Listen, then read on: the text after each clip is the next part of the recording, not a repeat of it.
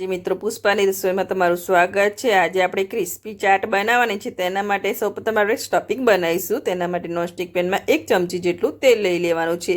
આજે આપણે આ ક્રિસ્પી ચાટ એક રોટલીમાંથી બનાવવાની છે। અડધી ચમચી જેટલું જીરું લઈ લઈશું।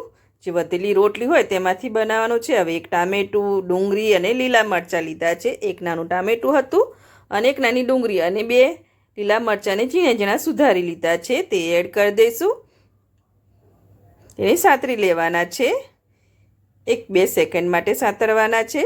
સાતરી લીધા છે। હવે થોડું સ્વાદ અનુસાર મીઠું લઈ લઈશું।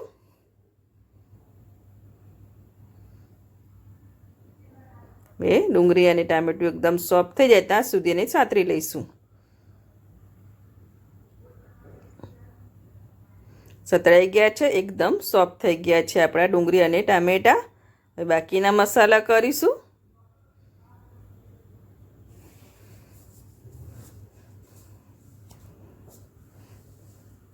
તેમાં આપણે અડધી ચમચી જેટલી હળદર લઈ લઈશું।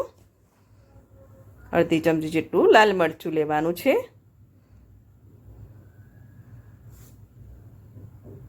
ગરમ મસાલો લઈ લઈશું અડધી ચમચી જેટલો। એ મસાલાને તેલમાં સાતરી લઈશું 1 સેકન્ડ માટે। મસાલા સરસ સંતરાઈ જાય અને તેલ છૂટું પડે ત્યાં સુધી તેને સાતરી લેવાના છે।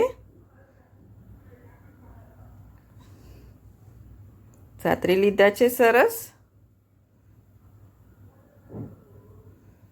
તેલ છૂટું પડવા માંડ્યું છે। હવે અડધી ચમચીથી પણ ઓછો આપણે ચપટીક જેટલો ચાટ મસાલો લઈ લઈશું। તેથી સ્ટફિંગ આપણું એકદમ ચટપટું બને।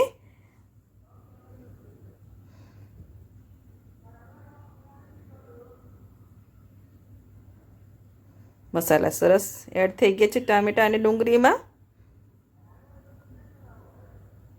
હવે બટાકા 2 થી 3 નાના બટાકા હતા તેને મેં બાફીને મેશ કરી લીધા છે। તે એડ કરી દઈશું।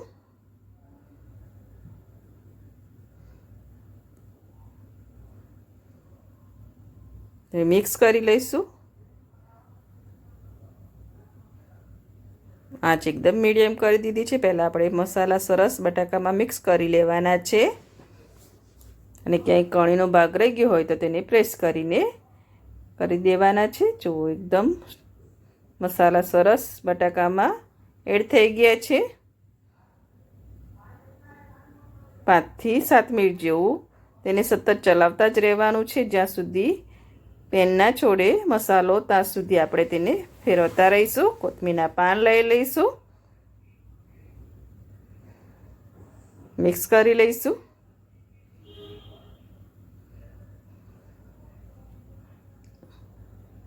સ્ટફિંગ જ્યાં સુધી પેન ના છોડે ત્યાં સુધી તેને સતત ચલાવતા રહેવાનું છે। અડધો લીંબુનો રસ લઈ લઈશું।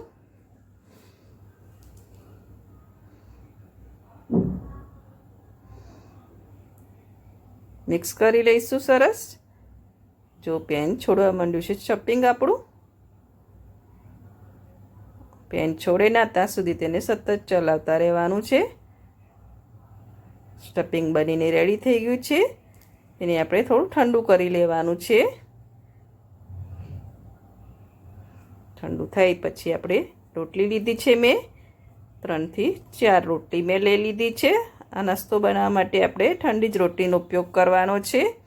1 રોટલી લઈ લઈશું।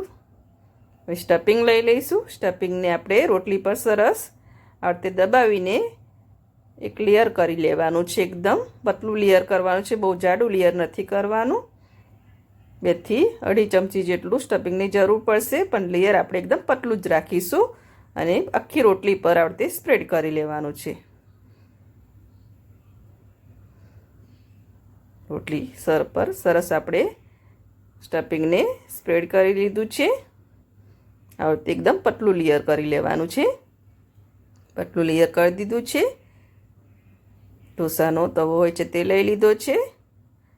તેના પર થોડું તેલ લગાવી લઈશું। હવે રોટલીને જે આપણે સ્ટફિંગ લગાવ્યું છે તે ભાગને આપણે નીચેની સાઈડ મૂકવાનું છે અને તેને શેકી લેવાનું છે। આ થોડી ફાસ્ટ કરી દઈશું આપણે।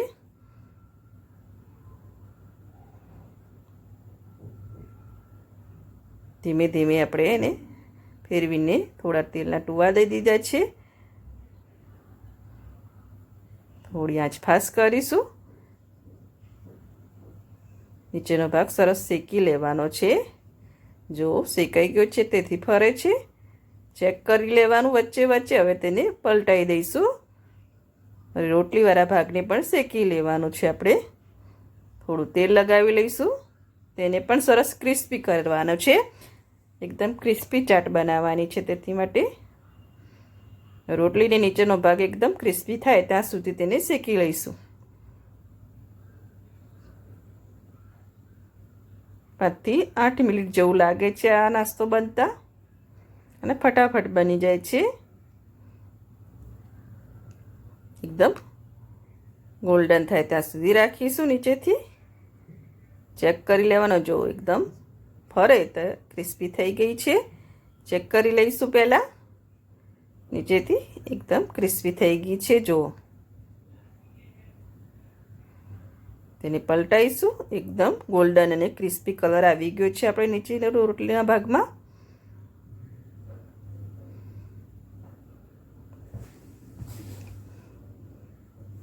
થઈ ગયું છે સરસ.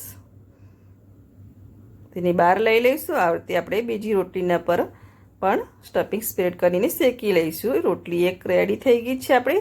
તેને આપણે પહેલાં પીસમાં કટ કરી લઈશું, પછી તેને સર્વ કરવાનું છે. પહેલાં આપણે કટ મારી દઈશું. 2 કટ મારીને 4 પીસ રેડી કરી દેવાના છે. એકદમ ક્રિસ્પી છે આ નાસ્તો. તમે એકવાર જરૂરથી બનાવજો અને બાળકોને તો ખૂબ જ ભાવશે. કટ મારી દીધા છે.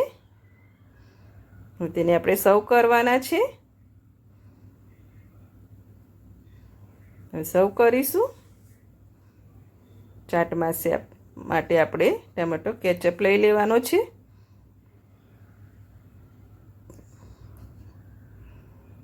કેચઅપના ડ્રોપ્સ લઈ લઈશું. 4 પીસ પર થોડું થોડું કેચઅપ લગાવી લેવાનું છે. પહેલાં કેચઅપને સરસ ચમચીની મદદથી સ્પ્રેડ કરી લેવાનું છે નાસ્તા પર. આ રીતે સરસ સ્પ્રેડ કરી લઈશું.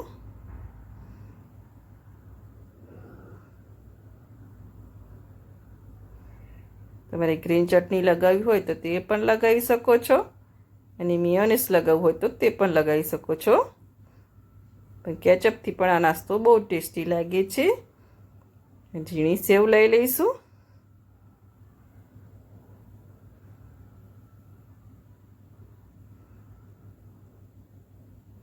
આપણે ડુંગળી અને ટામેટાં સ્ટફિંગમાં એડ કરેલા છે, એટલે આપણે એક્સ્ટ્રા એડ કરવાના નથી. જો તમારે એડ કરવા હોય તો તમે આ વખતે તેના પર એડ કરી શકો છો. પણ આપણે સ્ટફિંગમાં જે ડુંગળી અને ટામેટાં લઈ લીધા છે. એકદમ ક્રિસ્પી ચાટ લાગે છે આ. નીચેથી રોટલી એકદમ ક્રિસ્પી છે અને ખાવામાં પણ બહુ ટેસ્ટી લાગે છે. ઝીણી સેવ બધા પીસ ઉપર આપણે એડ કરી દીધી છે. થોડો ચાટ મસાલા છાંટી લઈશું.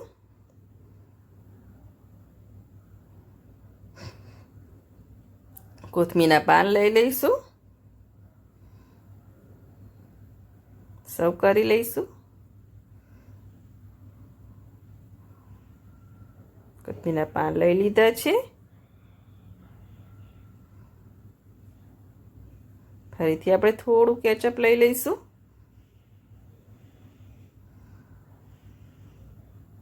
જેટલું કેચઅપ એડ કરશો તેટલો જ નાસ્તો ટેસ્ટી લાગશે. કેચઅપ લઈ લીધું છે. ઝીણી સેવ લઈ લઈશું. ફરીથી ઝીણી સેવ લઈ લીધી છે અને બનીને રેડી થઈ ગયો છે આપણો આ નાસ્તો. ફટાફટ બની જાય એવો નાસ્તો બનીને રેડી છે. તમે એકવાર જરૂરથી જ બનાવજો. એકદમ ક્રિસ્પી છે. જો એકદમ ક્રિસ્પી ચાટ બનીને રેડી થઈ ગઈ છે અને ફટાફટ બની જાય છે. જો રોટલી વધી પડી ગઈ હોય તો આ રીતે ફટાફટ નાસ્તો બનાવીને તમે ખાઈ શકો છો. અને જો તમને અમારી ફટાફટ બનતી ક્રિસ્પી ચાટની રેસીપી ગમતી હોય તો મારા વિડીયોને લાઇક કરજો, સબસ્ક્રાઈબ કરજો અને બેલ આઇકન જરૂરથી દબાવજો. એકદમ ટેસ્ટી એવો વધેલી રોટલીનો ક્રિસ્પી ચાટ બનીને આપણે રેડી છે.